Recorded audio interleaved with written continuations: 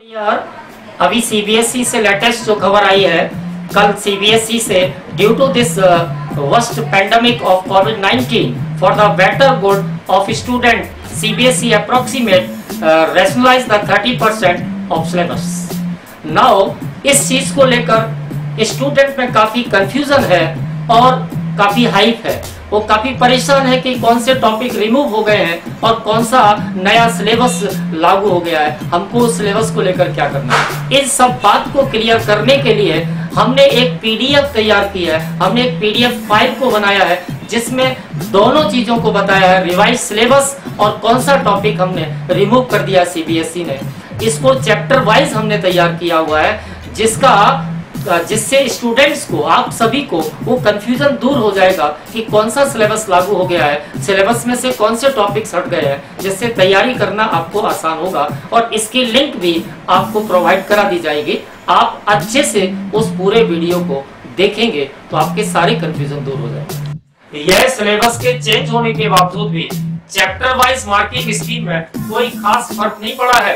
आप इस बात को लेकर काफी खुश हो रहे होंगे कि सर टॉपिक रिमूव हो गए हैं, तो ये मत सोचना कि चैप्टर में से बहुत सारे टॉपिक्स रिमूव अगर हो गए हैं तो उसमें से क्वेश्चन कब आएंगे। क्वेश्चन वही आएंगे जो पहले से जितने उस चैप्टर में से आया करते थे, क्योंकि स्कीम, मार्किंग स्कीम में कोई फर्क नहीं पड़ा है। आप मार्किंग स्कीम को देख सकते हो। हेलो स्टूडेंट्स, तो अपन अब इस टॉपिक पर आते हैं कि सर क्या सिलेबस में से कौन से टॉपिक हटा दिए गए हैं और किस चैप्टर में से कौन कौन से टॉपिक रिमूव हो गए। तो जैसे आपका पहला चैप्टर है इलेक्ट्रिक चार्ज एंड फील्ड, इसमें से एक टॉपिक रिमूव हो गया है और वो है सर आपका uniformly charge spherical shell electric field calculate करना इनसाइड एंड आउटसाइड। ये अच्छा सवाल हुआ करता था, लेकिन अपने लिए बेनिफिट है कि उसमें कोई कॉन्फ्लिक्ट है तो आपके लिए। चैप्टर नंबर 2 में से कोई भी चेंजेस नहीं हुआ है, उसमें से कोई भी टॉपिक क्लियर नहीं हटाया गया है। दैट इज कैपेसिटर जो चैप्टर था, आपका इलेक्ट्रिक पोटेंशियल जो चैप्टर था, उसमें से कोई चेंजेस नहीं लाए गए। चैप्टर नंबर 3 जो है आपका करंट इलेक्ट्रिसिटी में से, और इसमें से उन्होंने काफी चेंजेस कर दिए हैं आपके लिए। ये बड़ी अच्छी बात है सर, क्योंकि series combination and parallel combination of resistance ये फिनिश हो गया डियर। और कार्बन कलर कोड रेजिस्टेंस जो टाइप्स ऑफ रेजिस्टर होते हैं वो भी इन्होंने रिमूव कर दिया है, तो आपके लिए काफी राहत दी है उन्होंने इस चैप्टर में से। और नंबर नेक्स्ट है अपना 4th chapter, that is moving charge and magnetism. Chapter में से एक टॉपिक रिमूव हुआ है, दैट इज साइक्लोट्रॉन। ये बड़ा अच्छा टॉपिक हुआ करता था, इंटरेस्टिंग टॉपिक हुआ करता था सर, मेरा तो काफी अच्छा टॉपिक मानते थे, हमारी इस पर पकड़ थी पढ़ाते समय। खैर कोई बात नहीं, रिमूव हो गया है, आपको इसमें भी एक राहत मिल गई है। Chapter number 5 that is magnetism and magnet. Okay my dear, इस चैप्टर में से काफी टॉपिक को हटाया गया है, लगभग बहुत ज्यादा पार्ट इन्होंने रिमूव किया है। Magnetic field intensity due to the magnetic field intensity at the anode position due to dipole at the broadside on position due to dipole। Torque हटा दिया है सर इन्होंने, और यूनिफॉर्म मैग्नेटिक फील्ड हटा दिया। Paramagnetic material, diamagnetic material, ferromagnetic material, that is types of magnetic material, सारे के सारे रिमूव कर दिए। ये आपके लिए बहुत अच्छी खबर है सर, आपको कम पढ़ना पड़ेगा, लेकिन बार-बार मैं यही कह रहा हूँ कि सर ऐसा नहीं समझना है कि टॉपिक अगर रिमूव हो गए तो उसमें से क्वेश्चन कम है। नाउ द नेक्स्ट चैप्टर आता है सर अपने पास, ये चैप्टर नंबर 6। चैप्टर नंबर 6 का मतलब है इलेक्ट्रोमैग्नेटिक इंडक्शन। इस चैप्टर में से उन्होंने कोई भी टॉपिक को रिमूव नहीं किया है, वो एज इट इज रखा गया है। Chapter number 7 that is current electric, that is electric current my dear, और इस इलेक्ट्रिक करंट में से भी कोई टॉपिक हटा दिए गए हैं।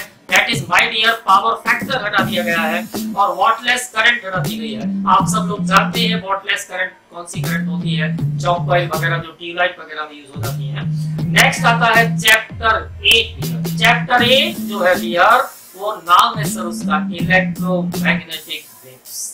इस इलेक्ट्रोमैग्नेटिक वेव्स में से भी एक बड़ा अच्छा कंसेप्ट हुआ करता था सर, मैक्सवेल कंसेप्ट हुआ करते थे, सॉरी। उन्होंने उस चैप्टर में से वो टॉपिक हटाया जिसका नाम है displacement current. Basic concept of displacement current हट गया, एडवांटेज ऑफ डिस्प्लेसमेंट करंट हटा दिया गया है, बाकी टॉपिक एज इट इज रखे गए हैं। और चैप्टर 9 में जिसका नाम है ray optics and optical instrument, यानी लाइट इसमें से उन्होंने टोटल फिनिश कर दिया है, टोटल टॉपिक ही हटा दिए हैं। That is reflection of light को हटा दिया है सर, स्फेरिकल मिरर्स हटा दिए हैं सर, मिरर फार्मूला रिमूव कर दिया है, स्कैटरिंग ऑफ लाइट को रिमूव कर दिया है, blue colour of the sky जो फेमस क्वेश्चन हुआ करता था, आप लोग इसके आंसर 10th क्लास में जानते थे। रेडिस अपीयरेंस ऑफ द सन को रिमूव कर दिया है, रिजॉल्विंग पावर हटा दी गई of microscope and astronomical telescope हटा दिया गया। Polarisation it is very important topic माना जाता है, उसको भी आपको राहत दे दी है। पोलराइजेशन हटा दिया गया है, ब्रूस्टर लॉ रिमूव कर दिया गया है, uses of plane polar light and polaroids को भी रिमूव कर दिया है। यानी कि लाइट चैप्टर में से बहुत बड़ा पार्ट हटा दिया गया है।